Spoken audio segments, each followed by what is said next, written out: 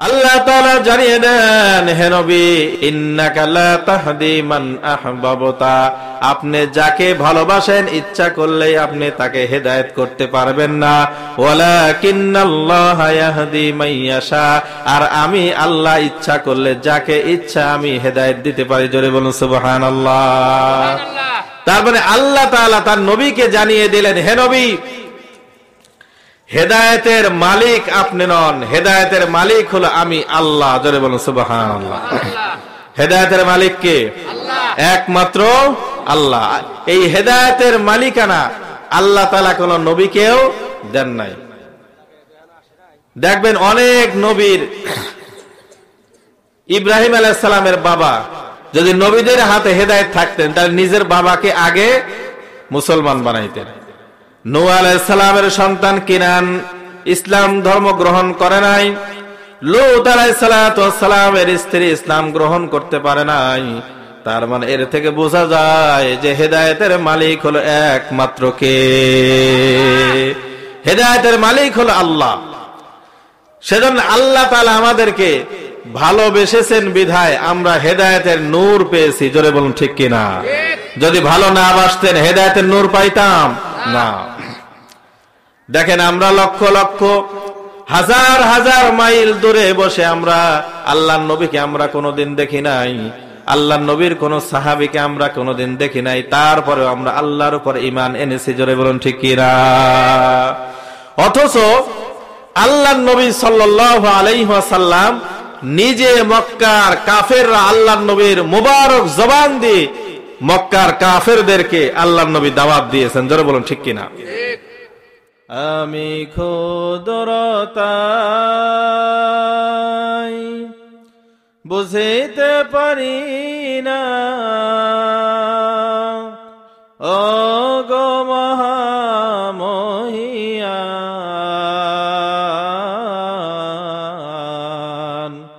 তুমি সবখানে বিরাজমান। তাহলে দেখেন, ইচ্ছাকৃত ভাবে নামাজ ছেড়ে দেবে, নামাজ তরক করবে, এই ব্যক্তি ইচ্ছাকৃত ভাবে সে যেন কুফর করলো। জোরে বলুন নাউজুবিল্লাহ। সেজন্য নামাজ হলো এমন একটি আমল, সেজন্য আমাদের অনেকে বলে থাকে, বিশেষ করে এই চা স্টলে বিভিন্ন আড্ডার মধ্যে আলাপ হয় যে আমি নামাজ পড়তে না পারি, আমার ঈমান মজবুত আছে। এরকম মুসল্লি আছে না নাই? শুনে রাখবেন, আপনার ঈমান কিসের মজবুত? যে ঈমান আপনাকে মসজিদে নিতে পারে না সেই ঈমান কখনো মজবুত হতে পারে না। আর একটু চিল্লায় এখন ঠিক কিনা?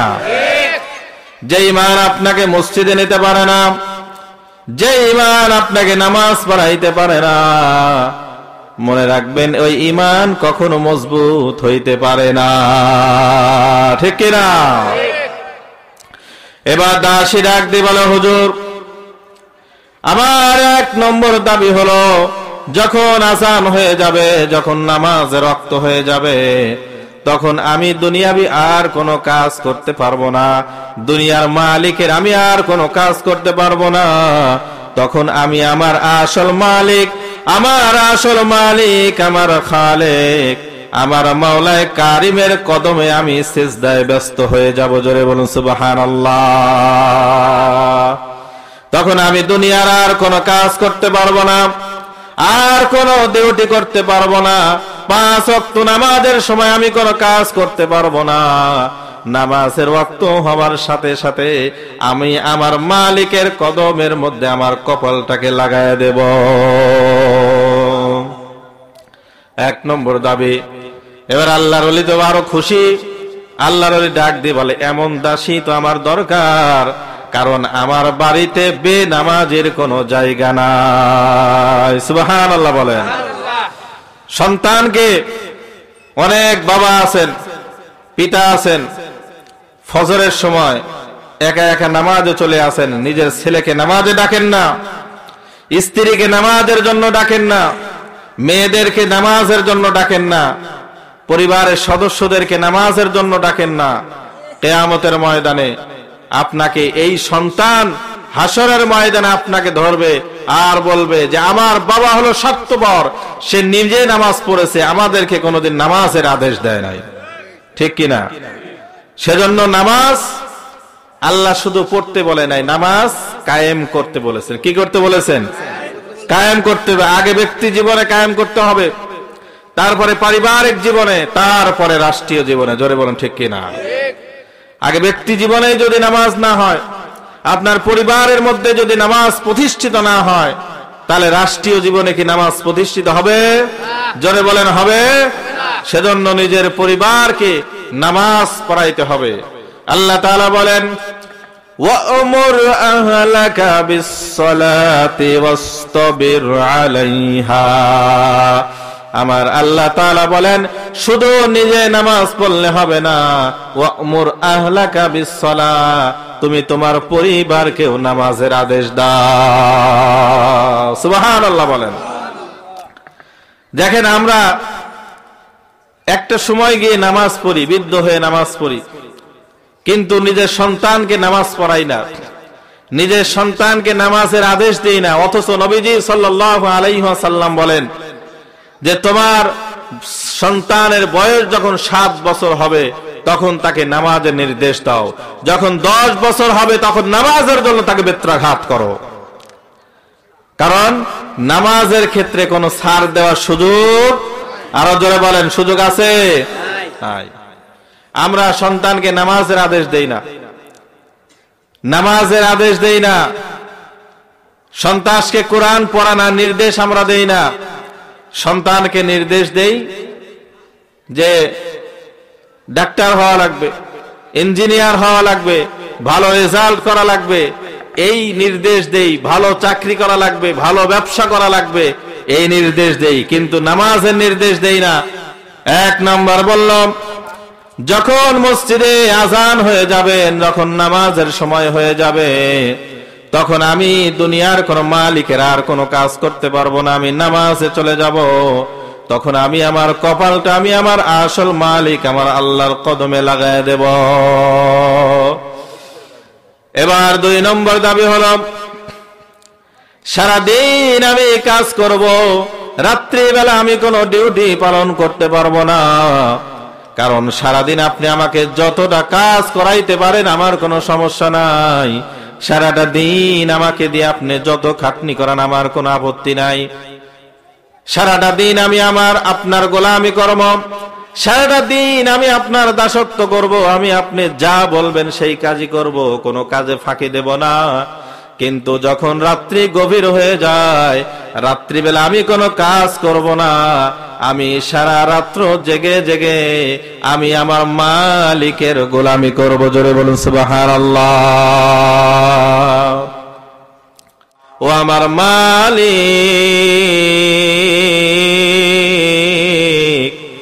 ও আমার মাওলা, তুমি আমারে ভালোবাসো, তুমি আমাকে ভালোবাসো, এই উসিলায় তুমি আমাকে মাফ করে দাও। এবার ঘরের বাইরে থেকে ওই আল্লাহর ওলি এই আওয়াজটা শুনলেন, শোনার পরে ডাক দিয়ে বলতে, শোনো দাসী ঘর খোলো। দাসী এবার ঘর খুলে দিল।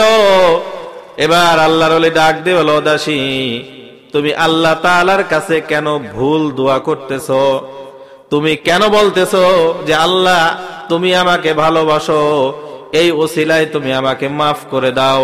এটা না বলে তুমি বলো, আল্লাহ আমি তোমাকে ভালোবাসি, আল্লাহ এই ওসিলায় তুমি আমাকে মাফ করে দাও। এবার দাসী বলতেছে, হুজুর আপনি বড় আলেম হতে পারেন, বড় আল্লাহর ওলি হতে পারেন, কিন্তু আপনার এই কথার সাথে আমি একমত হতে পারলাম না। বলে, কেন একমত হতে পারলে না? দাসী ডাক দিয়ে বলে, হুজুর আমি আমার আল্লাহকে যতটা ভালোবাসি তার চাইতে লক্ষ কোটি গুণ আমার আল্লাহ আমাকে বেশি ভালোবাসে। তার প্রমাণ হলো, প্রমাণ নেন। প্রমাণ কি? প্রমাণ হলো রাত্র গভীর হয়ে গিয়েছে, দুনিয়ার সমস্ত মানুষ ঘুমের মধ্যে ব্যস্ত, ঘুমের মধ্যে গাফেল হয়ে গিয়েছে। দুনিয়ার সমস্ত মানুষ ঘুমের মধ্যে ব্যস্ত, দুনিয়ার সমস্ত মানুষ আর আরামের ঘুমের মধ্যে নিমগ্ন, কিন্তু আমার আল্লাহ আমাকে ল্যাপের মধ্যে থাকতে দেন নাই, আমার আল্লাহ আমাকে ঘুমের মধ্যে থাকতে দেন নাই, আমার আল্লাহ আমাকে ঘুম থেকে জাগাইয়া আমাকে তার কদমের মধ্যে সিজদা করার সুযোগ করে দিয়েছে। আল্লাহ তাআলা বলেন, ওয়াইদা কুরিআল কুরআন, যেখানে কোরআন তেলাওয়াত করা হয়, যেখানে কোরআন পাঠ করা হয়, কোরআনের তাফসীর করা হয়, কোরআনের আলোচনা করা হয়, তখন তোমাদের দায়িত্ব হলো ফাসতামিউ লাহু ওয়া আনসিতু, তোমরা মনোযোগ সহকারে চুপ করে মনোযোগ সহকারে শুনবে, তাহলে তোমার ফজিলত হবে লাআল্লাকুম তুরহামুন, আল্লাহ তাআলা তোমাদের উপরে তার রহমত বর্ষণ করবে। জোরে বলুন সুবহানাল্লাহ। দেখেন, আষাঢ় মাসে যখন মুষলধারে বৃষ্টি নামে, তখন ওই বৃষ্টির সামনে যদি দাঁড়ান, বেশি না 1 মিনিটে পুরা শরীর ভিজে যাবে কি যাবে না? কথা বলেন, যায় কি যায় না? ঠিক তেমনি ভাবে এই কোরআনের মাহফিলে আল্লাহর ফেরেশতারা এরকম মুষলধারে তার রহমত বর্ষণ করতে থাকে। জোরে বলুন সুবহানাল্লাহ। এখানে বসবেন, আল্লাহর রহমত দিয়ে আমাকে আপনি আল্লাহ ভরিয়ে দিবে। জোরে বলুন সুবহানাল্লাহ। আমি পবিত্র কোরআনুল কারীমের 20 নম্বর পারা সূরা কাসাসের 56 নম্বর আয়াতে কারিমা তেলাওয়াত করেছি। এই আয়াতে কারিমা থেকে আমি সংক্ষিপ্ত কিছু আলোচনা করব। আপনি শুনবেন না চলে যাবেন? আর একটু জোরে বলেন, থাকবেন না চলে যাবেন? থাকবেন ইনশাআল্লাহ। কারণ কোরআন শুনলে মানুষের ঈমান বৃদ্ধি পায়। জোরে বলুন সুবহানাল্লাহ। মুমিনদের ঈমান বৃদ্ধি পায়। আর যারা আবু জেহেলের গোষ্ঠী আছে, ওদের অন্তরে কি হয়ে যায়? জ্বালা শুরু হয়ে যায়। জোরে বলুন ঠিক কিনা? এবার আসেন কোরআনুল কারীমের সূরা কসস 56 নম্বর আয়াতে কারিমা আমি তেলাওয়াত করেছি। এই আয়াতে কারিমা হলো আল্লাহ পাক রব্বুল আলামিন নাযিল করেন আবু তালেবকে কেন্দ্র করে। আবু তালেবকে চেনেন? নবীজি সাল্লাল্লাহু আলাইহি ওয়াসাল্লামের আপন চাচা। এই আবু তালেব তিনি ইসলাম গ্রহণ করে নাই, কিন্তু আল্লাহর নবী সাল্লাল্লাহু আলাইহি ওয়াসাল্লামকে সবচাইতে বেশি সহযোগিতা করেছিলেন। জোরে বলুন সুবহানাল্লাহ। সে আবি তালেবে যখন নবীজিকে 3 বছর সেখানে গ্রেফতার করে রাখা হলো, নবীজিকে সবচাইতে বেশি যিনি আগলে রেখেছেন তিনি হলেন চাচা আবু তালেব। জোরে বলুন সুবহানাল্লাহ। নবীকে যখন কাফের মুশরিকরা চিনি ছাড়া নবীজিকে যখন কাফের মুশরিকরা যখন নির্যাতন করত, কাফের মুশরিকরা যখন জুলুম করত, অত্যাচার করত, তখন ওই সময় সর্বপ্রথম যিনি আগে আসতেন তিনি হলেন নবীজির চাচা আবু তালেব। জোরে বলুন সুবহানাল্লাহ। আবু তালেবকে কেন্দ্র করে আল্লাহ সুবহানাহু ওয়া তাআলা এই আয়াতে কারিমা নাযিল করেন। আয়াতটা হলো, এই আয়াত আবু তালেব যখন একেবারে শেষ বয়সে যখন উপনীত হয়েছে, আবু তালেব চাচা আবু তালেব যখন একেবারে মৃত্যু শয্যায় চলে গেলেন, আবু তালেব যখন একেবারে মৃত্যু শয্যায়, যখন একেবারে সাকরাতুল মাউতের কাছাকাছি মৃত্যু হয়ে যাবে, একেবারে বার্ধক্য হয়ে গিয়েছে, এমন অবস্থায় আল্লাহর নবী সাল্লাল্লাহু আলাইহি ওয়াসাল্লাম আবু তালেবের শিয়রে বসে আছেন। আর আবু তালেবকে লক্ষ্য করে আমার নবী 2 চোখের পানি ছেড়ে দিয়ে দিয়ে কাঁদতেছেন। আর ডাক দিয়ে বলেন, ও চাচা আবু তালেব, আপনি শুধু একবার বলেন লা ইলাহা ইল্লাল্লাহ।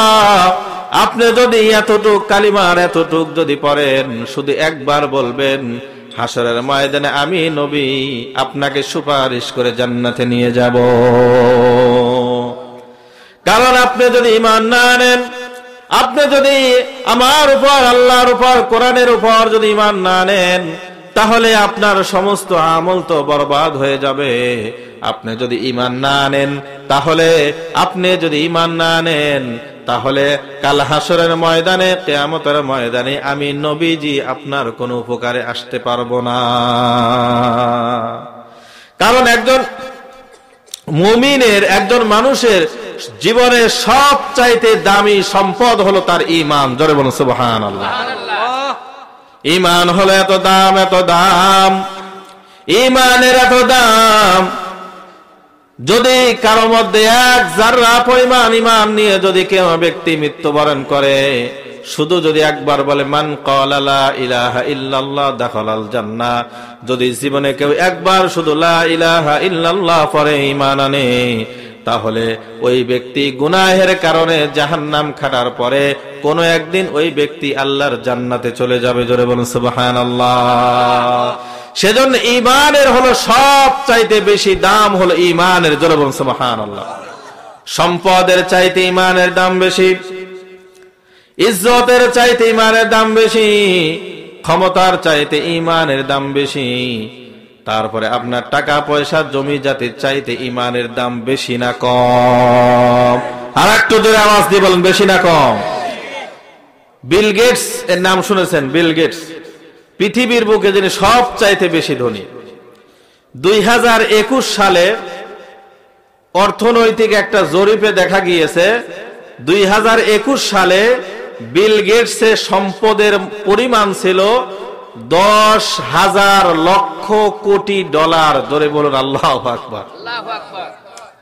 বিল গেটসের সম্পদের মালিক ছিল কত? 10 লক্ষ কোটি। কত? 10 লক্ষ কোটি। এত পরিমাণ তার সম্পদ ছিল, কিন্তু বিল গেটসের ঈমান নাই। কি নাই? ঈমান।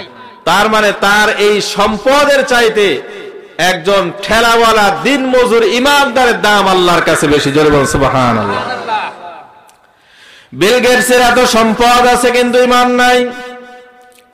বড় বড় ইহুদি, বড় বড় পৃথিবীর বুকে সব চাইতে বড় বড় কোম্পানিগুলোর মালিক হলো ইহুদি খ্রিস্টানরা।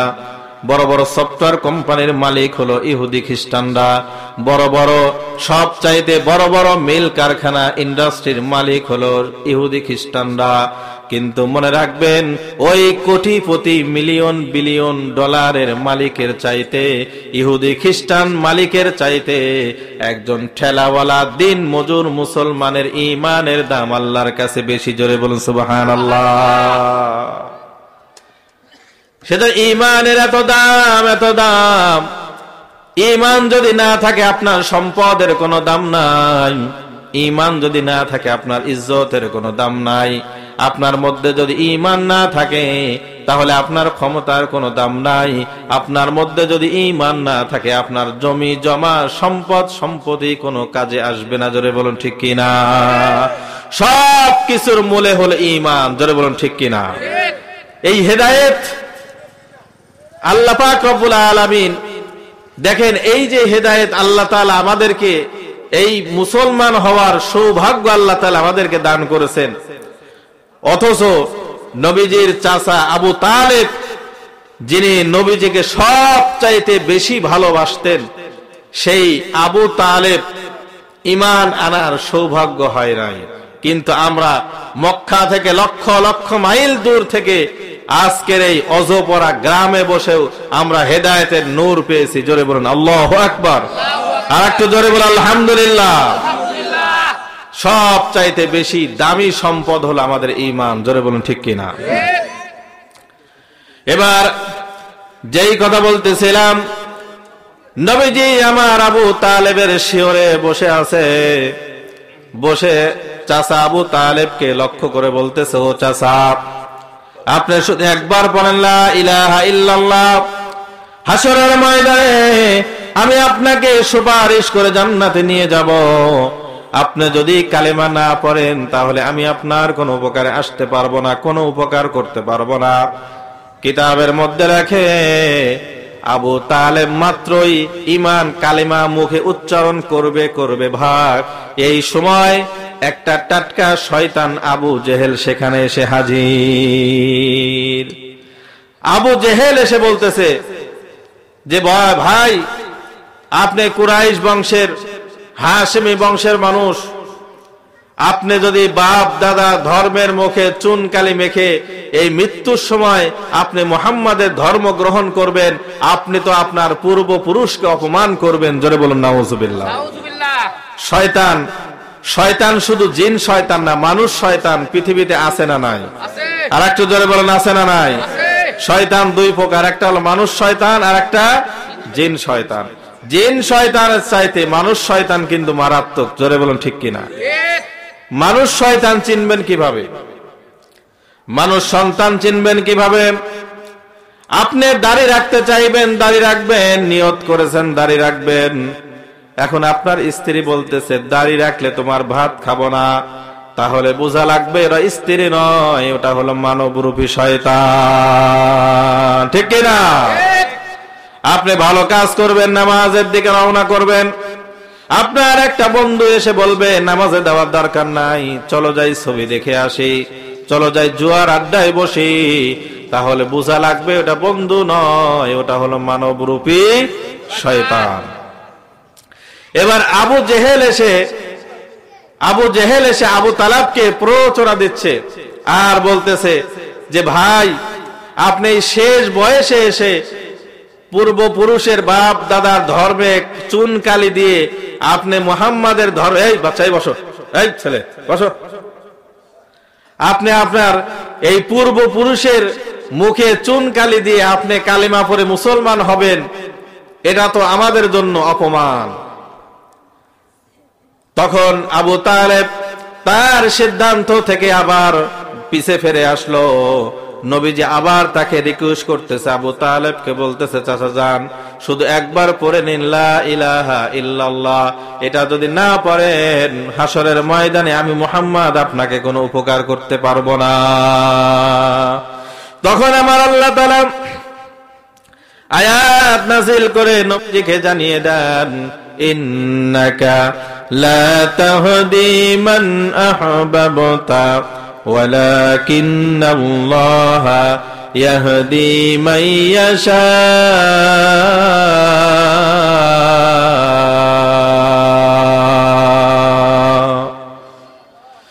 আল্লাহ তাআলা জানিয়ে দেন, হে নবী, ইন্নাকা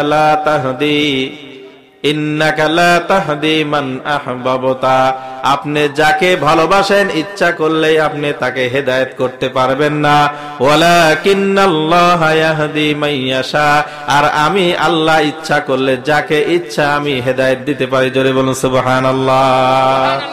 তার মানে আল্লাহ তাআলা তার নবীকে জানিয়ে দিলেন, হে নবী, হেদায়েতের মালিক আপনি নন, হেদায়েতের মালিক হলো আমি আল্লাহ। জোরে বলুন সুবহানাল্লাহ। হেদায়েতের মালিক কে? একমাত্র আল্লাহ। এই হেদায়েতের মালিকানা আল্লাহ তাআলা কোন নবীকেও দেন নাই। দেখবেন অনেক নবীর, ইব্রাহিম আলাইহিস সালামের বাবা মুশরিক, ঠিক কিনা? যদি নবীদের হাতে হেদায়েত থাকতেন তাহলে নিজের বাবাকে আগে মুসলমান বানাইতেন।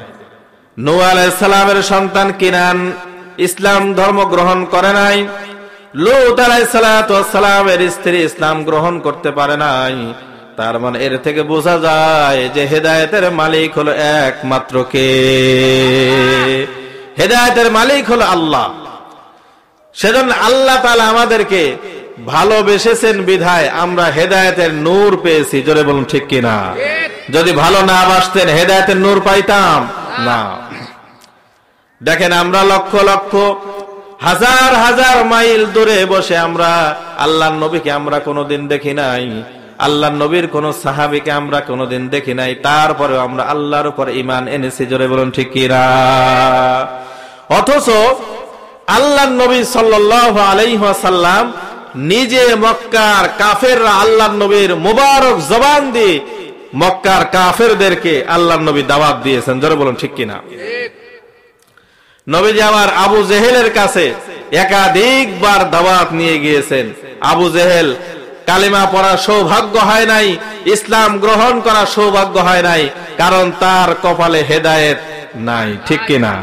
তার কপালে হেদায়েত নাই।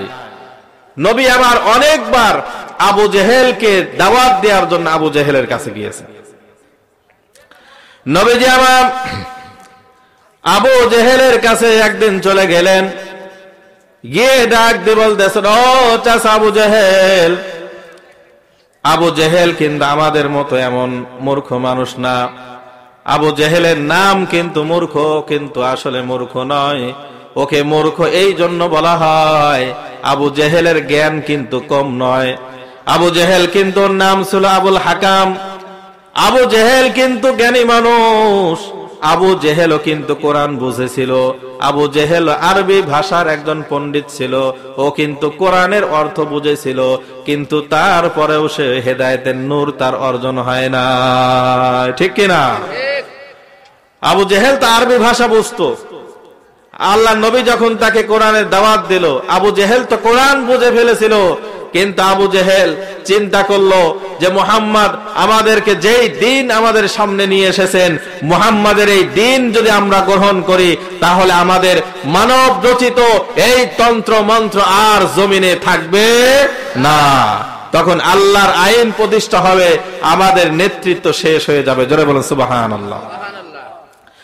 নবীজি আমার আবু জেহেলের কাছে দাওয়াত নিয়ে গেলেন। আবু জেহেলের কাছে গিয়ে বলতেছেন, ও চাচা আবু জেহেল, ও চাচা আবু জেহেল, পড়ে নেন লা ইলাহা ইল্লাল্লাহ মুহাম্মাদুর রাসূলুল্লাহ। ও চাচা আবু জেহেল, পড়ে নেন লা ইলাহা ইল্লাল্লাহ মুহাম্মাদুর রাসূলুল্লাহ। আল্লাহ ছাড়া কোনো ইলাহ নাই, আল্লাহ ছাড়া কোনো মালিক নাই, আল্লাহ ছাড়া কোনো মাহবুদ নাই, আল্লাহ ছাড়া কোনো আইন দাতা নাই, কোনো রিজিক দাতা নাই। আল্লাহ তাআলা হলো সকল একচ্ছত্র মালিক হলো আল্লাহ। আবু জেহেলের কাছে নবীজি যখন প্রথম দাওয়াত নিয়ে গেলেন, দাওয়াত দেওয়ার পরে আবু জেহেল সে কিন্তু বুঝতো যে ইসলাম সত্য ধর্ম, নবীজি সত্য নবী। এটা কিন্তু আবু জেহেল বুঝতো কি বুঝতো না? এটা কিন্তু আবু জেহেল বুঝতো। আবু জেহেলের কাছে যখন নবীজি দাওয়াত নিয়ে গেলেন, বলতেছেন, হে চাচা পড়লেন লা ইলাহা ইল্লাল্লাহ মুহাম্মাদুর রাসূলুল্লাহ সাল্লাল্লাহু আলাইহি ওয়াসাল্লাম। এই দাওয়াত যখন দিলেন, আবু জেহেল এখন দাওয়াত গ্রহণ করবে না।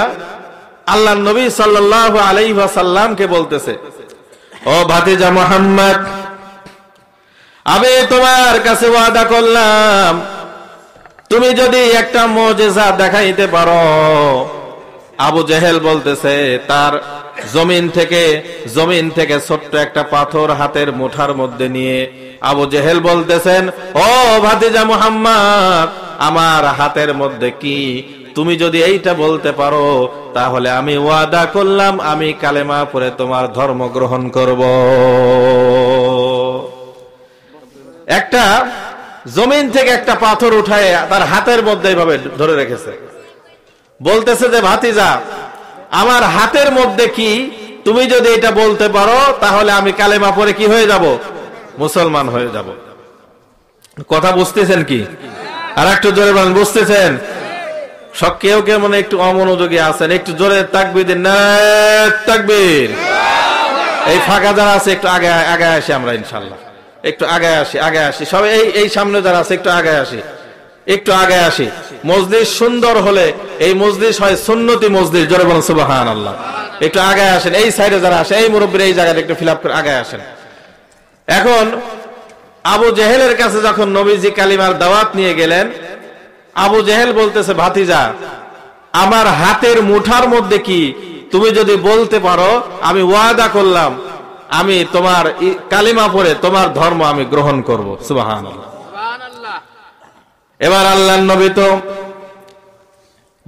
বানিয়ে তিনি তো কোনো কথা বলেন না, তিনি তার প্রবৃত্তিকে অনুসরণ করে তিনি কোনো কথা বলেন না। আল্লাহর নবী যেই তার জবান দিয়ে যেই কথা বলেন, সেই কথা বলেন কে? আর একটু জোরে আওয়াজ দিয়ে বলেন, কে বলেন? তিনি তো প্রবৃত্তিকে অনুসরণ করেন, নিজের আত্মাকে অনুসরণ করে, নফসকে অনুসরণ করে আল্লাহর নবী কোনো কথা বলেন না। আল্লাহর নবীকে ওহী মারফত আল্লাহ যা জানায় দেন, আমার নবী হুবহুব তাই বলে থাকেন। জোরে বলুন সুবহানাল্লাহ। এবার নবীজি চুপ করে দাঁড়িয়ে আছেন, নবীজি আমার কোনো কথা বলেন না।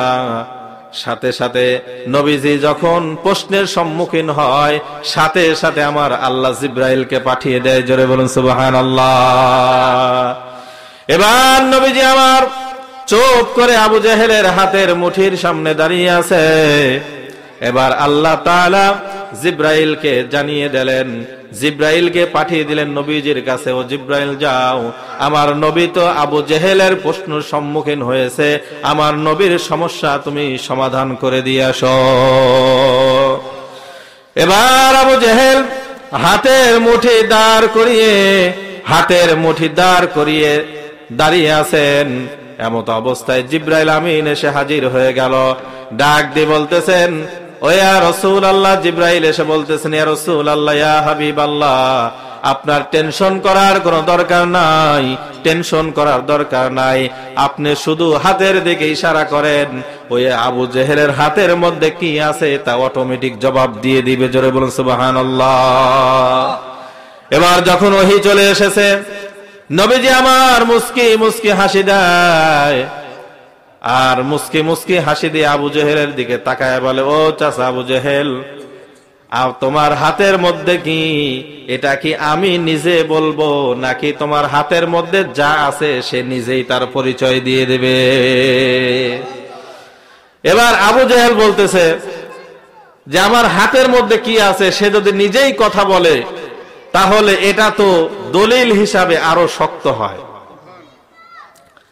এবার নবীজি আমার আবু জেহেলের হাতের দিকে শুধু ইশারা করলেন। ইশারা করার সাথে সাথে আবু জেহেলের হাতের মধ্যে যে পাথর ছিল, আল্লাহ তাআলা তার পাথরের জবান খুলে দিয়েছেন। পাথর বলতে লাগলো, লা ইলাহা ইল্লাল্লাহু মুহাম্মাদুর রাসূলুল্লাহ সাল্লাল্লাহু আলাইহি সাল্লাম। এবার আবু জেহেল যখন তার হাতের পাথর যখন জবাব দিয়ে দিল, পাথর যখন কথা বলা শুরু করলো, তখন নবীজি আমার ডাক দিয়ে বলে, ও চাচা আবু জেহেল, আপনি তো ওয়াদা করেছিলেন আমি যদি জবাব দিয়ে দিতে পারি আপনি কালেমা পড়ে মুসলমান হয়ে যাবেন। এবার আবু জেহেল জোরে জোরে বলতে লাগলো, কালেমা তো পড়েই নাই, জোরে জোরে বলতে লাগলো যে মুহাম্মদ একটা জাদুকর। জোরে বলুন নাউজুবিল্লাহ। বলতে লাগলো মুহাম্মদ তো একটা জাদুকর, সে আমার হাতের মধ্যে জাদু দেখিয়ে দিয়েছে। জোরে বলুন নাউজুবিল্লাহ। এই ঘটনার কিছুদিন পরে আল্লাহর নবী তো দাওয়াত থেকে পিছু হটে নাই, কারণ দাওয়াত দেওয়ার জন্যই তো নবী এসেছে, পিছু হটে নাই। কিছুদিন পরে নবীজি আমার আবার আবু জেহেলের কাছে দাওয়াত নিয়ে চলে গেলেন। আবু জেহেলের কাছে গিয়ে বলতেছেন, ও চাচা আবু জেহেল, আপনি আবার কালেমা পড়ে আপনি মুসলমান হয়ে যান, বলুন লা ইলাহা ইল্লাল্লাহ মুহাম্মাদুর রাসূলুল্লাহ, কালেমা পড়ে মুসলমান হয়ে যান। আমি আপনাকে কালেমার দাওয়াত দেওয়ার জন্য, তাওহীদের দাওয়াত দেওয়ার জন্য আমি এসেছি, আপনি কালেমা পড়ে মুসলমান হয়ে যান। আবু জেহেল তখন দাঁড়িয়ে দাঁড়িয়ে একটা খেজুর খাচ্ছিল। কি খাচ্ছিল? খেজুর খাচ্ছিল। তখন ওই খেজুর থেকে একটা আটি বের করে আটিটা ফেলে দিয়ে, শুধু খেজুরের ভিতর থেকে আটিটা ফেলে দিয়ে শুধু খেজুরটা নবীজির কাছে দিয়ে বলতেছে, ভাতিজা মুহাম্মদ, তুমি যদি বীজবিহীন আটিবিহীন এই খেজুর থেকে যদি গাছ উৎপাদন করে দেখাতে পারো তাহলে আমি কালেমা পড়ে তোমার ধর্ম গ্রহণ করব। আমার আল্লাহ তাআলা বীজ ছাড়া প্রাণ তৈরি করতে পারেন কি পারেন না? আর একটু জোরে বলেন, পারেন কি পারে না? আদম আলাইহিস সালাতু ওয়াস সালামের কোন পিতামাতা আছে নাকি? ঈসা আলাইহিস সালাতু ওয়াস সালামকে পিতাবিহীন সৃষ্টি করেছেন কে? কারণ আমার আল্লাহ তো ইন্নাল্লাহা আলা কুল্লি শাইইন কাদির, আমার আল্লাহ তো সকল ক্ষমতার মালিক হলো আল্লাহ। জয় বলুন ঠিক কি না? এবার নবীজি আমার দাঁড়িয়ে আছেন, জিবরাইল আমিন আবার নবীজির কাছে এসে হাজির। ডাক দিয়ে বলতেছেন, ইয়া রাসূলুল্লাহ, ইয়া হাবিবাল্লাহ, চিন্তার কোনো কারণ নাই, টেনশন করার কোনো কারণ নাই। আপনি শুধু আপনার হাতের এই খেজুরটাকে জমিনের মধ্যে পুঁতে রাখবেন, আপনার পুঁততে দেরি হবে, আমার আল্লাহ তাআলা এখান থেকে উদ্ভিদ প্রাণ তৈরি করতে আমার আল্লাহ দেরি করবে না। জোরে বলুন সুবহানাল্লাহ। এবার যখন আল্লাহ নবীর কাছে যখন ওহী চলে আসলো, ওহী নাজিল করে দিয়ে গেলেন, তখন আল্লাহ নবী বলতেছেন, চাচা ওয়াদা করেন, ভালো করে ওয়াদা করেন, এবার যদি আমি আটিবিহীন বীজবিহীন এই খেজুর থেকে যদি গাছ উৎপন্ন করে দেখাতে পারি, আপনি ইসলাম গ্রহণ করবেন তো? আবু জেহেল বলেন, ঠিক আছে, এইবার ওয়াদা করলাম যে এইবার ইনশাআল্লাহ আমি, তুমি যদি এই আটিবিহীন বীজবিহীন খেজুর থেকে যদি গাছ দেখাইতে পারো, এবার আমি কালেমা পড়ে মুসলমান হয়ে যাব। এবার নবীজি আমার আবু জেহেলের হাত থেকে বীজবিহীন আটিবিহীন খেজুরটা নিলেন, আর আমার আল্লাহর নাম নিয়ে খেজুরটাকে জমিনের মাটির নিচে পুঁতে ফেললেন। পুতার সাথে সাথে আমার আল্লাহ ইনস্ট্যান্ট সেখান থেকে বীজবিহীন আটিবিহীন খেজুর থেকে আমার আল্লাহ গাছ উৎপন্ন করায় দিলেন। সুবহানাল্লাহ বলেন। আল্লাহর এই ক্ষমতা আছে না নাই?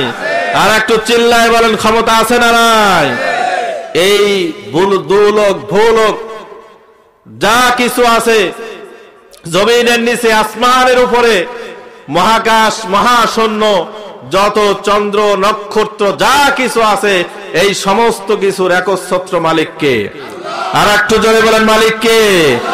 সেই আল্লাহ আবু জেহেলকে সামান্য একটা খেজুর থেকে বীজ উৎপন্ন করে দেখাইতে পারেন কি পারেন না? আল্লাহ তাআলা সাথে সাথে আটিবিহীন বীজবিহীন খেজুর থেকে আমার আল্লাহ তাআলা গাছ উৎপন্ন করায় দিলেন। গাছ উদ্ভিদ হওয়ার সাথে সাথে নবীজি আমার ডাক দিয়ে বলেন, ও চাচা আবু জেহেল, আপনি তো ওয়াদা করেছিলেন, এবার আপনার ওয়াদা পালন করেন, এবার আপনি কালেমা পড়ে মুসলমান হয়ে যান। এবার আবু জেহেল আবার জোরে জোরে চিল্লায় মানুষকে ডেকে ডেকে বলতেছে যে, মুহাম্মদ, আগে তো শুনতাম মুহাম্মাদের জাদু শুধু উপরে চলতো, এখন দেখি মুহাম্মাদের জাদু মাটির নিচেও চলে। জোরে বলুন নাউজুবিল্লাহ। আমার নবী কি জাদুকর ছিলেন নাকি? আমার নবী ছিলেন মুহাম্মাদুর রাসূলুল্লাহ। জোরে বলুন সাল্লাল্লাহু আলাইহি ওয়াসাল্লাম। আমার নবী হলো রহমত আলম, নবীজি আমার রাহমাতুল লিল আলামিন। তিনি শুধু আমাদের এই মুসলমানদের জন্য রহমত ছিলেন না, তিনি প্রত্যেকটা উদ্ভিদ, প্রত্যেকটা প্রাণীর জন্য আমার নবী রহমত। জোরে বলুন সুবহানাল্লাহ।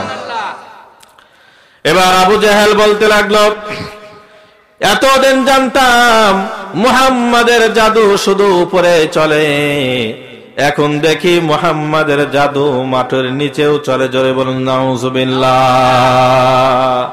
এইবার আবু জেহেল ইসলাম গ্রহণ করলো না, কারণ তার কপালে হেদায়েত নাই। কিছুদিন পরে নবীজি আমার আবার আবু জেহেলের কাছে দাওয়াত নিয়ে গেলেন।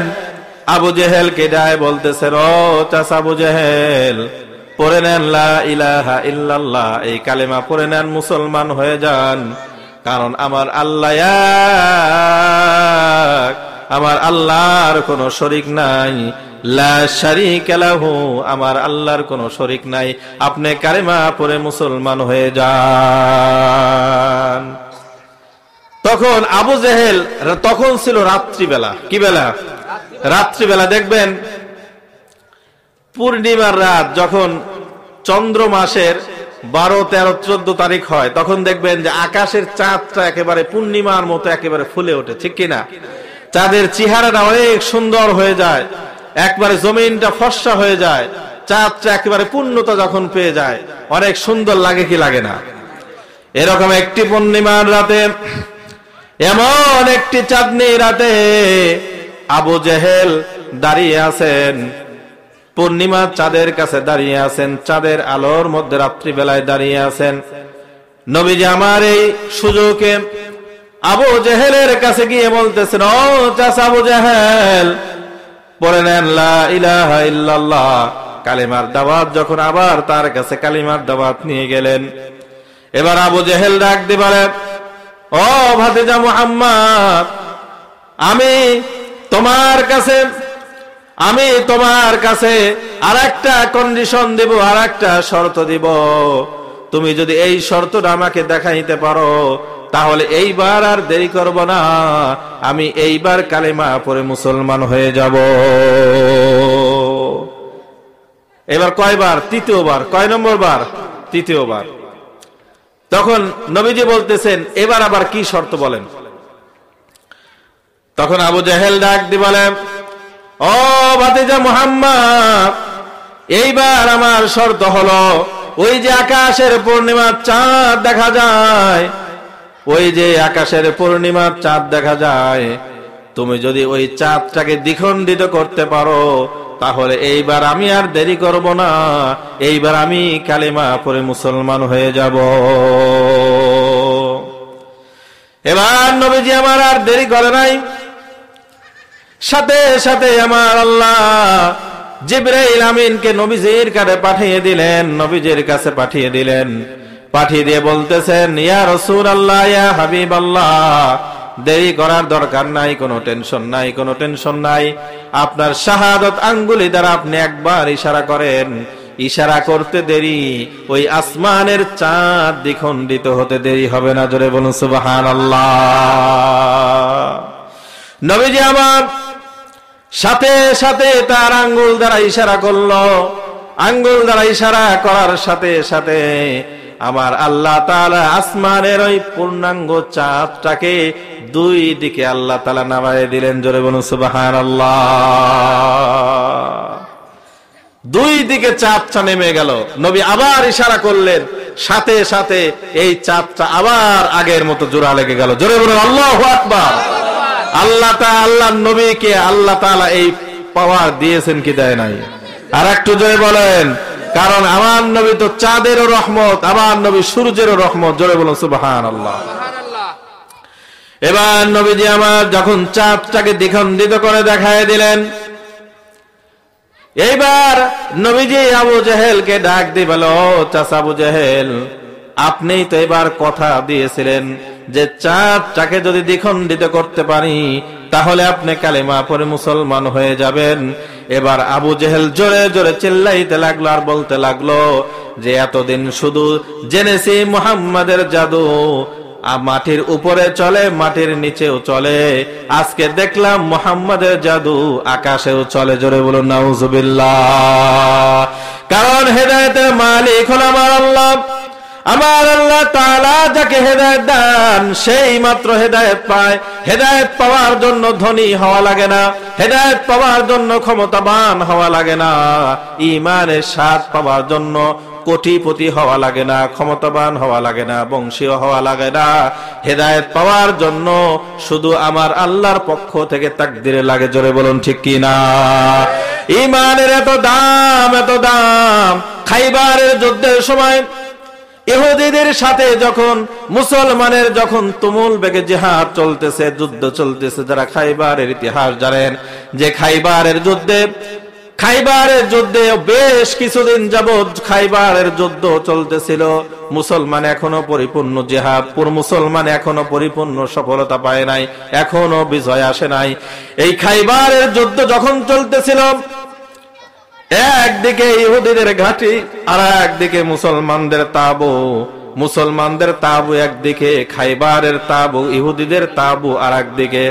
খাইবারের যুদ্ধ চলতেছে, খাইবারের জিহাদ চলতেছিল, খাইবারের জিহাদ চলতেছে, খাইবারের যুদ্ধ চলতেছে। ইহুদিদের আচ্ছা বলবো না, রেজাল ভাই 500 টাকা। জোরে বলুন আল্লাহু আকবার। খাইবারের জিহাদ চলতেছে, যুদ্ধ চলতেছে। ইহুদিদের ঘাটির মধ্যে থেকে একজন ইহুদি রাখাল, নাম শুনেছে মুহাম্মাদের, অনেকবার নাম শুনেছে কিন্তু চোখে দেখে নাই। এই যুবক, ইহুদি যুবক, এই যুবকের অনেক সাথ একদিন মুহাম্মাদুর রাসূলুল্লাহকে স্বচক্ষে দেখবে। জোরে বলুন সুবহানাল্লাহ। এই ইহুদি যুবক ছিল গোলাম, যারা গোলাম, এই ইহুদি যুবক ছিল গোলাম, ইহুদি যুবক ছিল একজন রাখাল ছিল, গোলাম ছিল, একেবারে নিচু বংশের মানুষ ছিল, নিচু বংশের মানুষ ছিল। এই ইহুদি রাখাল যখন খবর পাইল মুসলমানদের অমক তাবুর মধ্যে মুহাম্মদ সাল্লাল্লাহু আলাইহি ওয়াসাল্লাম অবস্থান করতেছে, এবার ওই ইহুদি যুবক নবীজিকে দেখার জন্য মুসলমানদের তাবুর মধ্যে চলে গেলেন। জোরে বলুন সুবহানাল্লাহ। মুসলমানদের তাবুর মধ্যে যখন চলে গেল, একজনকে সাহাবী একজনকে জিজ্ঞাসা করতেছে যে তোমাদের মধ্যে মুহাম্মদ কে? তাকে দেখার জন্য আমি এসেছি, আমার অনেক দিনের শখ, আমি মুহাম্মদুর রাসূলুল্লাহকে একবার নিজ চোখে দেখব। এবার নবীজি আমার তার তাঁবুর মধ্যে বিশ্রাম নিচ্ছিলেন। ইতিমধ্যে এই রাখাল গোলাম যুবক নবীজির তাঁবুর কাছে চলে আসলেন, নবীজির তাঁবুর মধ্যে ঢুকে পড়লেন। ঢোকার পরে বলতেছেন, আমার সামনে আসো, তুমি কি সেই ইহুদি যুবক? তুমি কি সেই রাখাল যুবক যে আমাকে দেখার জন্য এসেছো? এবার যুবক ডাক দিয়ে বলে, হ্যাঁ, আমি আপনাকে অনেক দিন, আমার জীবনের শখ ছিল নিজ চোখে আমি একদিন আপনাকে দেখব। এবার নবীজি আমার ওই ইহুদি যুবককে কাছে ডাকলেন, পাশে বসাইলেন। এবার যখন পাশে বসানোর সাথে সাথে ওই ইহুদি যুবক তার দুই চোখের পানি ছেড়ে দিয়ে দিয়ে কাঁদতেছেন। জোরে বলুন আল্লাহু আকবার।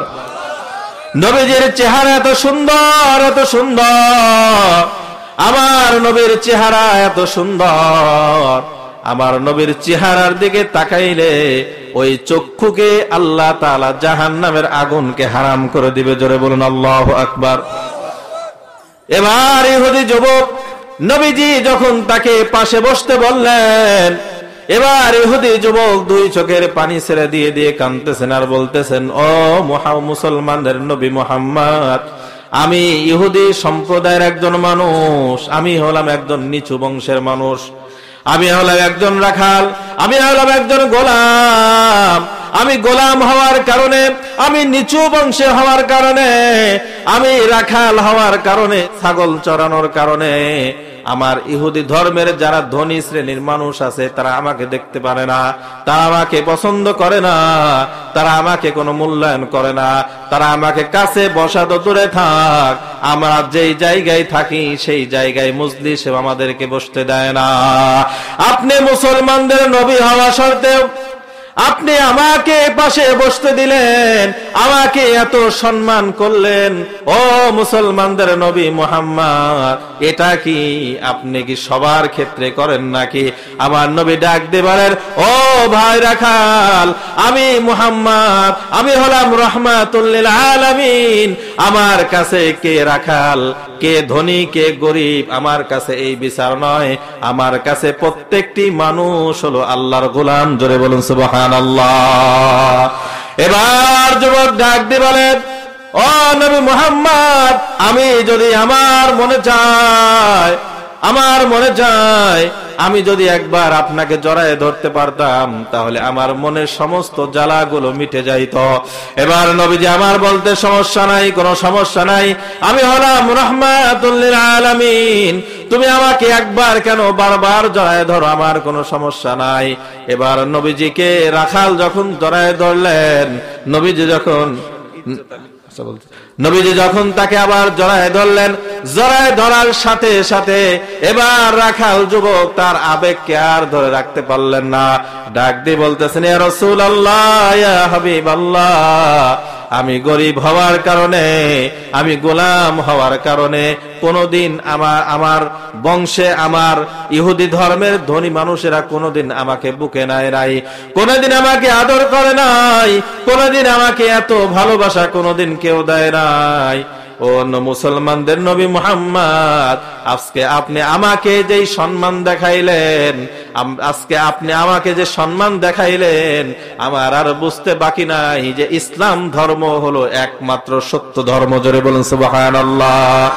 এবার এই যুবক নবীজির আদর্শ দেখে, চরিত্র দেখে, নবীজির হাতে হাত রেখে কালেমা পড়ে মুসলমান হয়ে গেল, বস পড়ে নিল, আশহাদু আল্লা ইলাহা ইল্লাল্লাহু ওয়াহদাহু লা শারীকা লা ওয়া আশহাদু আন্না মুহাম্মাদান আবদুহু ওয়া রাসূলুহু। এবার এই যুবক কালেমা পড়ে মুসলমান হয়ে গেল। ঈমানের এত দাম, আমি ঈমানের আলোচনা করতেছিলাম যে ঈমানের এত দাম।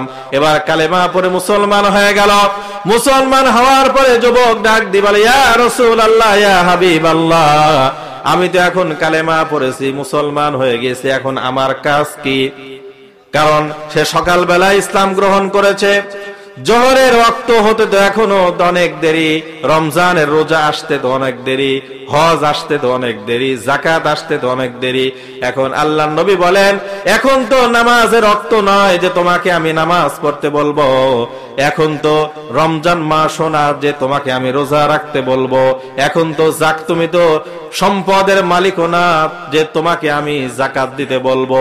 এখন শুধু একটা বিধান চলমান আছে, সেটা হলো ইহুদিদের সাথে মুসলমানদের জিহাদ চলতেছে, যুদ্ধ চলতেছে, তুমি মুজাহিদদের সাথে নাম লেখায়ে তুমি জিহাদের ময়দানে চলে যাও। এবার ওই যুবক চলে গেল, মুসলমান সেনাবাহিনীদের সাথে যুদ্ধে চলে গেল। যুদ্ধে যাবার পরে কিছুক্ষণ কাফেরদের সাথে যুদ্ধ করতে করতে আল্লাহর বান্দা শহীদ হয়ে গেল, শাহাদাত বরণ করলো। তার লাশটাকে যখন আল্লাহর নবীর কাছে আনা হলো, আল্লাহর নবী ডাক দিয়ে বলে যে আমার এই নতুন সাহাবী জীবনে কোনোদিন এক ওয়াক্ত নামাজও পড়ে নাই, জীবনে কোনোদিন একবার রোজাও রাখে নাই, একটা টাকা দান সদকাও করে নাই, কিন্তু কালেমা পড়ার কারণে, ঈমান আনার কারণে আল্লাহ তাআলা তার পিছনের সমস্ত গুনাহ মাফ করে দিয়ে আল্লাহ তাআলা দুনিয়া থেকে তাকে জান্নাতের সুসংবাদ দিয়ে দিয়েছেন। জোরে বলুন সুবহানাল্লাহ। সেজন্য ঈমানের এত দাম, জোরে বলুন সুবহানাল্লাহ।